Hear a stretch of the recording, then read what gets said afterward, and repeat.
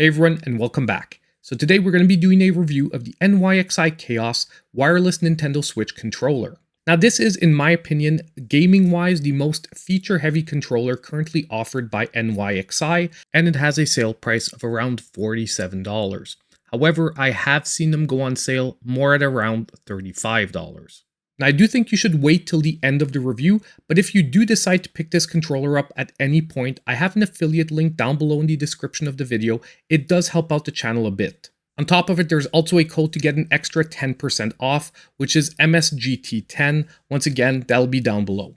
Now, if this is the first ever controller review of mine that you're watching, just to give you an idea, I've been using this controller for the last 2 months to really get an idea of all its strengths and all its weaknesses. Now, in just a few seconds, we're going to be switching to an overhead view where we're going to be looking at all the features packed into this controller and some of my thoughts about those features. Now, once we've gone through all that, we'll come back here and I'll give you my conclusion on whether I think this is a good controller you should be picking up, or at least what its target audience should be. So now, let's not waste any more time and get started. Just remember, if you are liking the content, hit that like button. I always like to start with just taking a quick look at the box. So the front of it has nothing special. It identifies the controller model. You've got a quick image of it on the front. The side of the box are pretty much mirrored on each side with a blown up view of the controller. And at the back, we have a quick overview of the main functions of the controller. So overall, pretty standard stuff. Let's move on to the controller itself. Now, just to begin, I've placed the controller right beside a standard Series XS Xbox controller. The reason why is because size and feel-wise, if you're looking at the shape, weight, and overall design, this is the controller or standard controller that comes closest to this model. Now, obviously, the choice of D-pad and buttons is different, but if we're talking about the overall feeling in your hands when you're holding it, the only thing that will change if you've ever held a normal Xbox controller will be that fact that the texturized grips here are all around and they end slightly pointier while the Xbox controller ends slightly bulgier. Now, if I'm using this as a comparison, it is simply to state the fact that the overall shape and design is actually very comfortable in your hands, because although everyone will have a preference, few people can argue that the Xbox controllers, at least the more recent ones, are actually very comfortable to hold. Now, enough about this controller, let's focus on this one. So first of all, if we start with these joysticks, once again, they are actually very comparable to Xbox ones. They even have the same shape with a concave design at the top. And personally, I actually prefer the concave design, especially when your hands get sweaty. I do find you get better control. But control-wise and quality-wise, I have no problems with these joysticks. They seem to be responding very well with a very minimal dead zone. Now if we move on to this D-pad, personally I am very picky about my D-pads, and I've got to say when I first tried out this controller, I wasn't liking it. However, the good news is this D-pad actually, after breaking it in, I preferred over the standard Nintendo Switch Pro controller. So if you get your controller and at first you find it a little bit stiff or slightly unresponsive in the diagonals, I would say give it a little bit of time, make sure you break it in. However, it doesn't quite match up to the 8BitDo SN30 Pro 2, but so far, little else does. Now, if we finish up with the rest of the face buttons, they've chosen to go with a flat design face button. I do prefer this. I find it gives a better press than a rounded finish. So overall, I do like these buttons as well. They are clicky, responsive. I've had no issues with them. Now for the rest of the face buttons here, we've got the home button in the center, plus and minus at the top, capture, and a turbo button right here. Now these being secondary smaller buttons, perfectly functional, not much to say here. Now if we look at the top of the controller, first sign of really good news, it charges with USB-C. You can use your standard Nintendo Switch charger, it works fine with this controller, or you can use the included USB-C cable. Now if we look at the top triggers, they are nicely designed, satisfying presses, very responsive. However, these are digital buttons and not analog. So unfortunately, if you're looking for analog triggers, although on the Switch very few games are compatible, this is not the controller for you, but neither the Nintendo Switch Pro controller or most other controllers rarely have analog triggers at the back. So now we're going to take a look at the back of the controller, and there's actually something going on here because we have programmable macro buttons. And actually each button is a double button, so whether you press towards the outside or the inside of the button, you can program 2 different macros to each side. Now we're going to be talking about these macro buttons a little bit later because I do have a few comebacks from them. And lastly, we do have a syncing button here at the beginning, but this is only for pairing the controller, so not much more to say here. Now let's talk about the features that this controller offers. Number one, obviously, it is wireless. Number two, it does offer full motion controls and they work very well. Next, this controller does have rumble, and it is an adjustable rumble. It has 4 different settings, so you can adjust it to the level of rumble that you prefer, although it doesn't quite measure up to real HD rumble. Now next, a feature that a lot of people always ask about, yes, this controller does wake your Switch up from sleep. And battery life wise, this controller has a 500 milliamp battery. It gives you, I would say, between 6 to 10 hours of gameplay, depending on the type of game you're playing and whether or not you decide to turn on the LEDs. Now, if we compare this to the standard Pro controller, it pretty much has all the same features. The one thing it actually does not have is NFC compatibility. Unfortunately, you cannot read an amiibo through this controller. However, in exchange for this, you do have a few added features. Some are only visual, others are actually functional. Firstly, you have a turbo function that can actually be set to any one of the 4 face buttons Y, X, B, or A, or any one of the top triggers. Now we're going to keep the discussion about the macro buttons till the end. I want to start with the LEDs because I want to show you how easy it is to customize and choose your favorite look.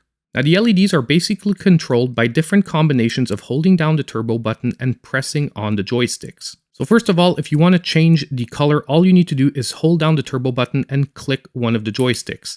You'll change automatically the color of your LEDs. And by continuing to click, you'll cycle through the different available colors.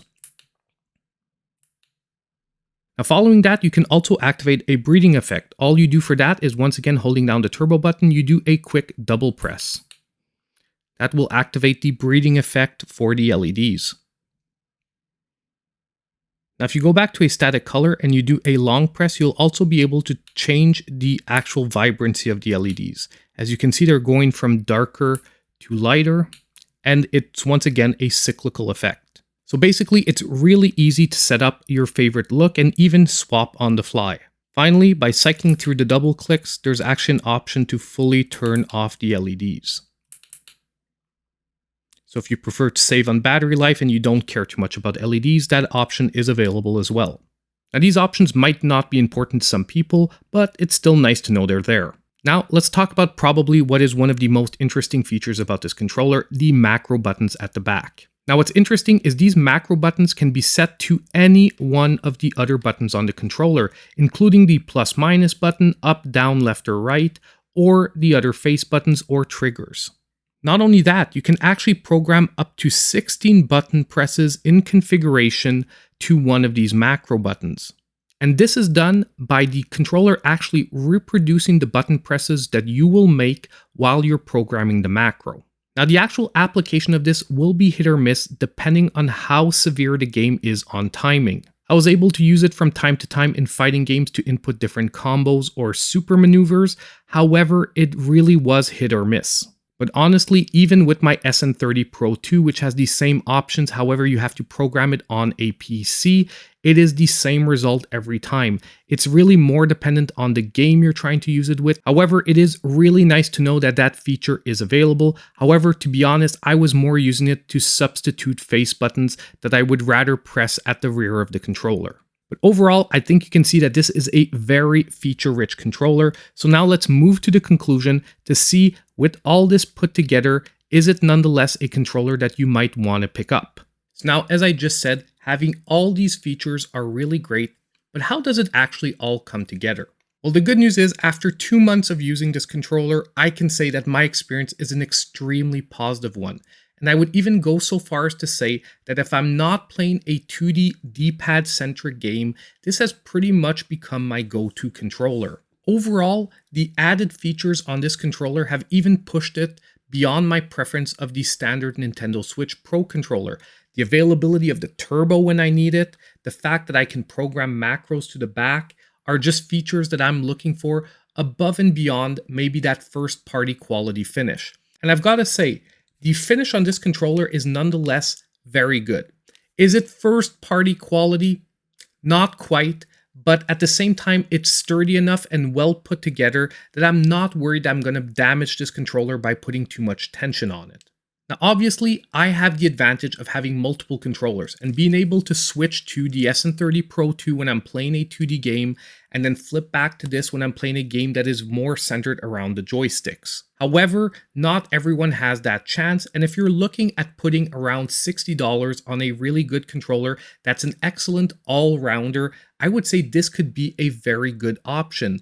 The only way I would see that someone would prefer buying only the SN30 Pro 2 is either because they're used to the setup from the PlayStation controllers, or they really play primarily 2D games. And I would even say that for the moment, anyone asking me to suggest an off-branded controller that should be their primary pickup, I would go with this one. Previously, I had strongly appreciated the Big One here, but this one just outdoes it in the features. Heck, you can wait to switch up with the button. A lot of people are looking for that on an off-branded controller, and this one has it. Now, if I had to change one thing about this controller, however, and let's go back to those macro buttons for a second, having both macro buttons on the inside and outside of the same button is actually something that makes using them in quick succession very difficult. And if there's one suggestion I could make about improving this controller even further, it would be putting both macro buttons here on separate paddles. Now, I know that might be asking for a lot, but currently just keep in mind that if you need to use macros in quick succession, make sure to map them to opposite sides of the control.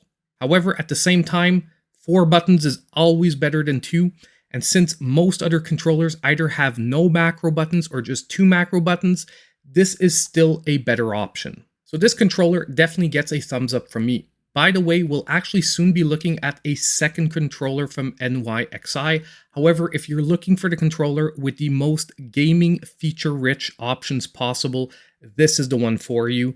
And as I said earlier, if you use the affiliate link down below, it does help out the channel and it is very appreciated. And don't forget on the way out that if you did like this content, hit the like button, subscribe to the channel if you aren't already, and click on the notification bell so you know when all my future content comes out.